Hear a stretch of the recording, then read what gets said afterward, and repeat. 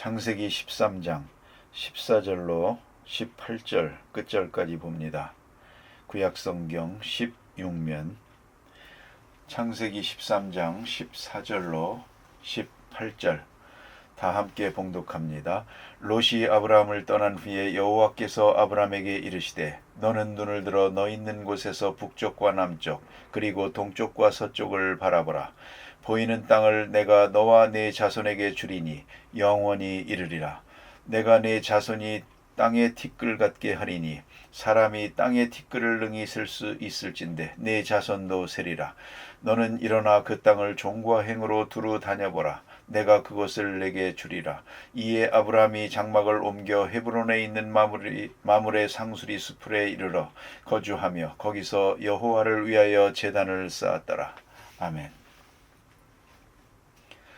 오늘 본문 가운데는 참으로 귀한 하나님이 아브라함을 만나주시는 귀한 장면을 보게 됩니다. 지난 시간에 우리는 보았습니다. 아브라함이 사정으로 인해서 사랑하는 조카 롯과 헤어집니다. 그 헤어진다는 것은 여러 가지 의미를 가집니다. 여러분이 아시는 대로 무슨 일이든지 일을 결정하려고 할 때에 불안한 마음이 있습니다. 오히려 일을 할 때에는 용기가 있습니다. 별 걱정이 없습니다. 그러나 일을 다 해놓고 나서는 허전합니다. 일을 시작하기 전에는 불안하고 일을 할 때에는 다소간의 용기가 있지만 일을 다 끝낸 다음에는 이것이 잘한 일인지 못한 일인지 장차 어떻게 될 것인지 후속 결과가 어떻게 될 것인가 생각하면 불안하고 허전해지는 것입니다. 이런 얘기를 많이 들어봅니다. 결혼이라는 것이 얼마나 중요합니까? 결혼 전에 불안하고 그러나 결혼식 할 때에는 정신이 없습니다. 결혼하고 나서는 생각하기를 잘했나 못했나 내 운명이 앞으로 어떻게 될 것인가 걱정이 있습니다. 그 허전하고 불안한 마음은 인간으로서는 누구나 똑같이 가지고 있는 것입니다. 혹 어떤 사람들은 다른 사람은 안 그럴 거다 생각하지만 안 그렇습니다. 모든 사람이 다 같은 마음이 있습니다. 오늘 아브라함이 조카 롯과 헤어지는데 이게 잘한 것인지 못한 것인지 일단 땅이 좁고 사람은 많고 더욱 문제가 되는 것은 아브라함의 종과 롯의 종이 서로 다투는 것입니다. 아브라함과 롯은 좋은데 종들끼리 싸웁니다. 종들끼리 싸우면 마지막에는 주인의 싸움이 되는 것입니다. 여러분이 잘 압니다. 어린애들끼리 싸우다 보면 부모들끼리 싸웁니다. 그렇게 됩니다. 이런 것을 생각할 때에 아브라함의 마음에 흔들림이 있고 이래서는 안 되겠다고 생각한 것 같습니다. 그래서 서로 좋은 사이에서 헤어지는 것입니다. 그런데 헤어질 때에 그렇게 사랑했던 조카, 오랫동안 같이 있었고 또 애굽으로 갈 때도 같이 갔다 돌아오고 자기를 따라서 고향을 떠나온 조카를 아들처럼 생각하고 형제처럼 생각하는 유일한 혈족인데 말입니다. 재산이 많고 조금 불우한 일이 있다고 해서 어쨌든 헤어집니다.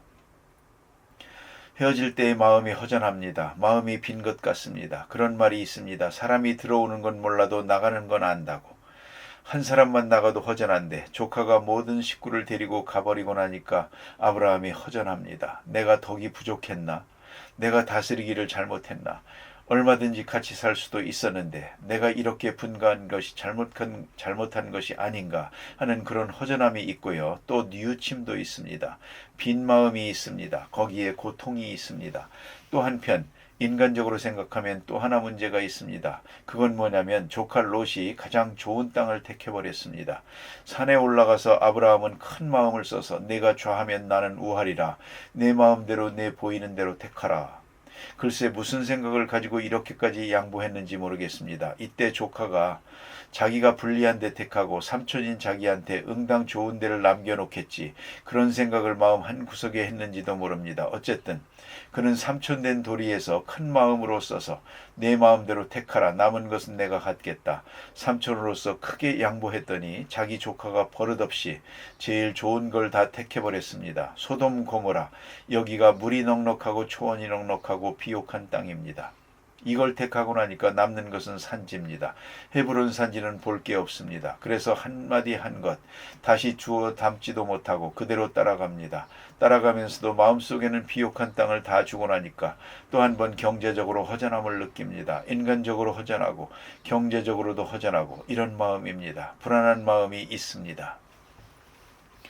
그런데 오늘 본문에 보니까 롯이 떠났습니다. 이렇게 떠난 다음에 아브라함이 몹시 불안하기도 하고 허전해 가지고 있을 때에 이때에 하나님께서 나타나십니다.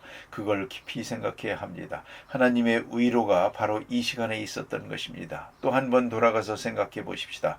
아브라함이 갈대아 우르에 있을 때 하나님께서 말씀하십니다. 내 친척과 본토를 떠나라. 내 친척과 아비집을 떠나라 할 때에 그는 그 말씀을 믿고 떠납니다. 일단 떠났습니다. 성경에 자세히 기록되어 있지는 않지만 일단 떠났는데 그럼 어디로 가라는 겁니까? 이렇게 불안해할 때에 하나님께서 나타나십니다. 이 땅을 너와 내 후손에게 주리라. 이렇게 우리가 약할 때에, 우리가 방황할 때에, 특별히 무엇으로 인해서 바삐 돌아가고 정신없을 때에 그때 나타나질 않습니다.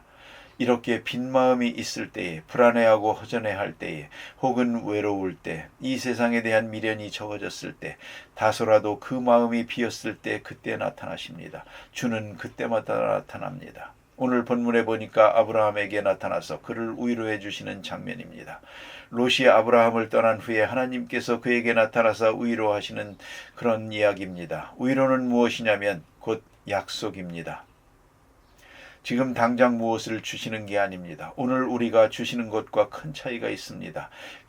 이런 때는 금덩어리를 주든가 보화를 주든가 당장 물질적으로 뭐를 주든가 그랬으면 좋을 것 같은데 그렇지 않습니다. 다만 약속이 있을 뿐입니다. 하나님의 축복은, 하나님의 위로는 항상 약속에 있다는 것입니다. 다시 말하면 약속이라는 것은 현재적인 것이 아니고 미래적인 것입니다. 보다 더 미래적인 것입니다. 가만히 생각해 보십시오. 현재와 미래 어느 쪽을 얻어야 합니까? 둘 중에 하나라면 어느 쪽을 택해야 하겠습니까?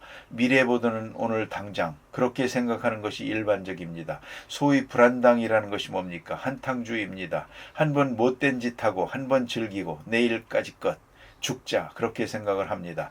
장래는 생각하지 않습니다. 장래의 명예 생각하지 않습니다. 장래의 후손까지도 생각하지 않습니다. 현재의 나만 생각합니다.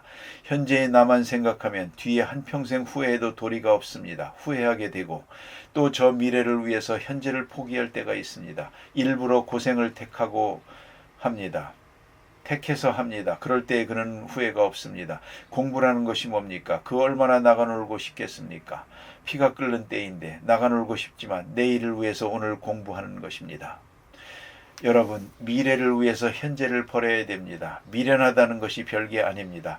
내일 아침에 후회할 것을 오늘 하고 있는 것입니다. 하루만 지나면 가슴을 치면서 후회할 일을 왜 오늘 하고 앉아 있습니까?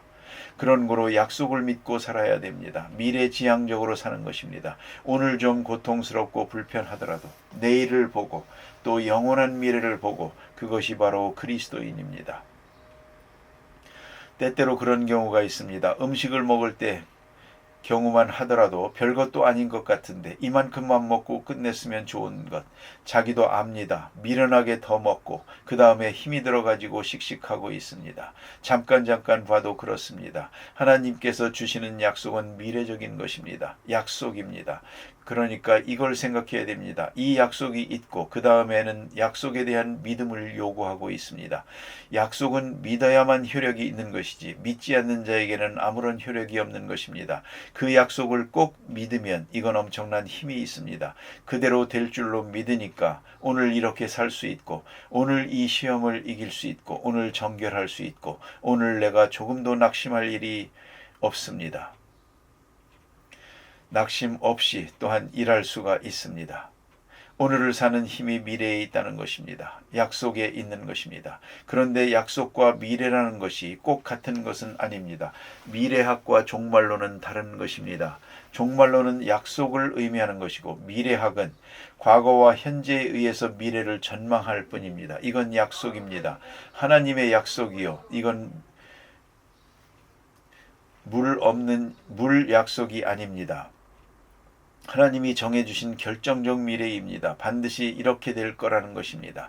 그 약속을 놓고 그 사실 앞에서 나는 어떻게 살아야 되는가? 주님이 꼭 재림하실 것이다. 나는 어떻게 살아야 되는가? 나는 늙어갈 것이다. 어떻게 살아야 되는가? 꼭 죽어서 주님 앞에 가야 되겠다. 나는 오늘 어떻게 살아야 되는가? 뻔한 것 아닙니까? 가끔 우리는 장례식에 가서 의식에 참여할 때가 있습니다.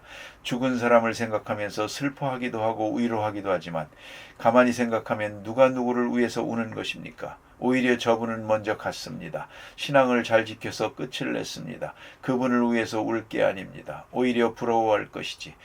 그만큼 아름답게 가기가 어려운 것입니다. 어차피 나도 갈 것이 아닙니까? 누가 누구를 위한 것입니까? 이 세상에 사는 것이 영원하다면 얘기가 달라지지만 이곳은 순간이고 저분은 가야 할 길을 먼저 갔습니다. 앞서간 것뿐입니다.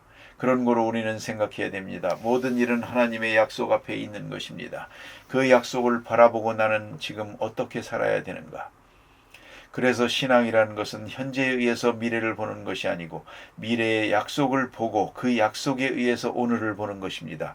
그 약속의 빛 안에서 오늘을 보는 것입니다. 그것이 바로 신앙입니다. 그곳 속에서 살아가는 것입니다. 순간순간 미래의 약속을 확인하면서 오늘을 사는 것입니다. 그래서 항상 저 미래를 바라봐야만 됩니다. 어떤 분이 새벽 기도를 나오는데 열심히 나옵니다. 하도 신통해서 만나서 물어봅니다. 그렇게 매일 나오자면 여러 가지 어려움이 많을 텐데 나오시는 것 참 귀하게 생각된다고 하니 그런 얘기를 합니다. 내가 하루라도 안 나가면 바로 친구 집사님들이 전화를 걸어서 어디 아파 그럽니다. 그래서 할 수 없이 나갑니다. 하고 농담을 합니다. 다음에 있을 일을 생각해 보십시오. 그 다음 일을 생각해 보면 우리는 오늘을 성실하게 살 수 있는 것입니다. 그 다음에 하나님께서 약속을 주시는 걸 보니까 너는 눈을 들어 사방을 보라. 내 눈으로 보이는 것, 사방에 보이는 땅을 다 내게 주마 하고 말씀하십니다. 보세요. 영적인 시각을 말하는 것입니다. 감각적인 눈이 아니라 영적인 눈을 들어서 저 미래를 보라. 하나님의 약속의 세계를 보라. 이렇게 말씀하십니다. 그리고 보이는 땅을 내가 너와 내 후손에게 주리라. 하나님이 보장하시는 것입니다. 내가 준다. 여기 약속의 축복은 두 가지입니다. 아브라함에게 주시는 축복의 약속은 언제나 두 가지입니다. 그대로 확인되고 있는 것입니다. 하나는 땅입니다. 지금 남의 땅입니다. 그러나 하나님 말씀하십니다. 내가 내게 주리라. 장차 너와 내 후손의 것이 될 것이다. 반드시 내 것이다. 이 땅에 대한 약속입니다. 또 하나는 자손입니다. 자식이 없습니다. 벌써 나이가 이때만 하더라도 90세 된 것 같습니다. 나이가 많습니다. 75세에 고향을 떠나는데 지금 나이가 많습니다. 그런데도 불구하고 아직 자식이 없습니다. 그런데 이렇게 말씀하십니다. 너와 내 후손에게. 인간적으로 생각하면 후손이 어디 있습니까? 아무것도 없는데 나이는 자꾸 많아지는데 어떻게 이 약속을 믿으라는 말입니까? 이 믿음이 얼마나 중요한 계시적 의미가 상징적 의미가 있는지 모릅니다. 사도 바울은 이 문제를 놓고 이것을 기독교적으로 생각합니다. 아브라함이 하나님을 믿음에 이것을 의로 여기셨다. 마치 죽은 자와 방불한 사라와 아브라함이 하나님의 약속을 믿었습니다. 그래서 100세의 아들을 얻습니다. 이것이 얼마나 중요한 의미를 가지는지 모릅니다. 바로 이런 것입니다. 나로서는 불가능합니다. 그러나 하나님의 약속 안에는 확실함이 있습니다. 그래서 너와 내 자손에게 주겠는데 내 자손은 땅의 티끌같이 많아질 것이다. 7장에 가서 보면 하늘의 별처럼 많을 것이다. 내 자손, 믿음의 자손들이 많아질 것을 약속합니다. 땅과 자손 둘 다 약속입니다. 미래지향적이고 하나님이 보존하시는 것입니다. 그런 거로 너는 일어나 그 땅을 종과 행으로 행하여 보라. 참 인간적으로 생각하면 어이없는 말씀입니다. 지금 이건 남의 땅입니다. 남의 땅에 왔는데 하나님이 말씀하시기를 다 내게 준다. 그러므로 종과 행으로 왔다 갔다 하면서 좀 걸어다녀라.